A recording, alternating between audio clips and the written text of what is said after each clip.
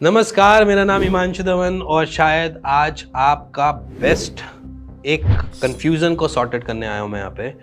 अगर आप varicocele detected हो तो आप शादी प्लान कर सकते हो या नहीं। तो समझना, इजीली समझना कि वेरिकोसील आपके स्पर्म काउंट लो करता है, नॉर्मल है। बट अगर हम उसके साथ कुछ प्रिकॉशन रखें अपनी फर्टिलिटी के लिए तो हमको कुछ नुकसान नहीं देता।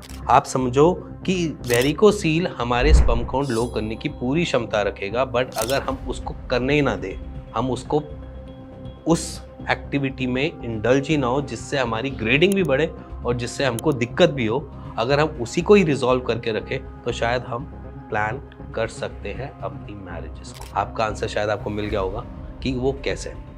समझना कि अगर आपको वेरिकोसील डिटेक्ट हुआ है तो सबसे पहला आपका काम जो होना चाहिए वो ये होना चाहिए कि आप अपना एक सीमन एनालिसिस का टेस्ट करो। सीमन एनालिसिस के टेस्ट की रिपोर्ट में अगर आपकी फर्टिलिटी नॉर्मल आ रही है तो भी आप कुछ एक्सरसाइजेस जो मैंने पहले भी बता रखी हैं, वीडियोस में दिखा रखी हैं, उसका लिंक मैं अपने डिस्क्रिप्शन में डाल दूंगा, आप जाकर वहाँ पर देख सकते हैं। और साइड बाय साइड आप उसके ऊपर फर्टिलिटी के ऊपर काम करना स्टार्ट कर दीजिए। जैसे कि हमारी बॉडी को क्या रिक्वायरमेंट है, हमारी बॉडी को रिक्वायरमेंट है जिंक की, सेलेनियम की, जो हमारी फर्टिलिटी को बूस्ट करती है। तो हम ये दोनों चीज़ें जैसे कि जिंक, सेलेनियम और साइड बाय साइड प्रोटीन और अपने विटामिन डी और B12 को पूरा रखेंगे तो हमारी फर्टिलिटी हमेशा नॉर्मल कंडीशन में बनी रहेगी। अगर हमारी फर्टिलिटी में हैम्पर है तो आप थोड़ा सा प्लान अपनी फर्टिलिटी को पहले सुधारेंगे, फिर शादी को आप प्लान कर सकते हो। क्योंकि सबसे पहली रिक्वायरमेंट शादी के बाद एक ही चीज़ की होती है, वो होती है आपकी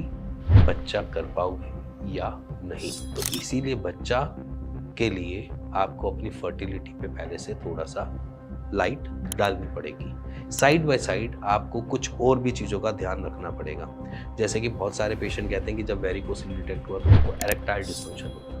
तो समझना कि एरेक्टाइल डिस्फंक्शन बहुत सारे पेशेंट्स की साइकोलॉजिकल प्रॉब्लम होती है। साइकोलॉजिकल प्रॉब्लम इसलिए कहता हूँ, जैसे उनको वेरिकोसील डिटेक्ट हुआ उनको सारी कंप्लेंट्स आनी चालू हो जाती है। वैसे उनका नॉर्मल एरेक्टाइल हो रहा होता है, रात में भी दिन में भी।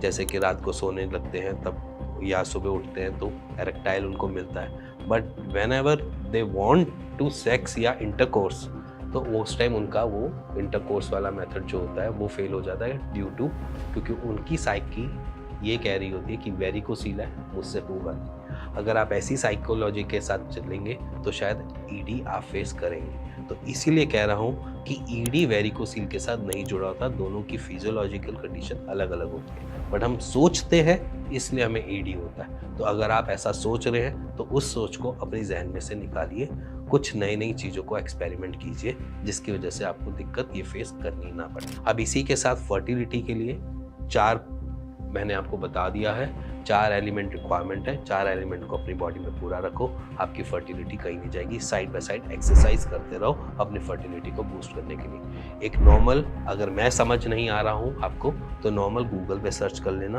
कीगल एक्सरसाइजेस के बारे में। कीगल एक्सरसाइज आप कर सकते हो, मैं आपको स्क्रीन पे भी दिखा रहा हूँ। कुछ पोस्चर्स हैं, इन वाले पोस्चर्स को आप अपनी रूटीन में ला सकते हैं और अपनी फर्टिलिटी को बूस्ट कर सकते हैं। इसी के साथ अगर आपको ये वीडियो अच्छी लगी हो, तो आपके क्वेश्चन के आंसर आपको मिल गए हो तो वेल एंड गुड है। तो अगर आप इसके भी रिगार्डिंग कुछ पूछना चाहते हैं तो आप मेरे को कमेंट कर सकते हैं। मैं कमेंट के लिए आपके लिए वीडियो जरूर बनाऊंगा। इसी के साथ मिलूंगा नेक्स्ट वीडियो में, तब तक के लिए नमस्कार।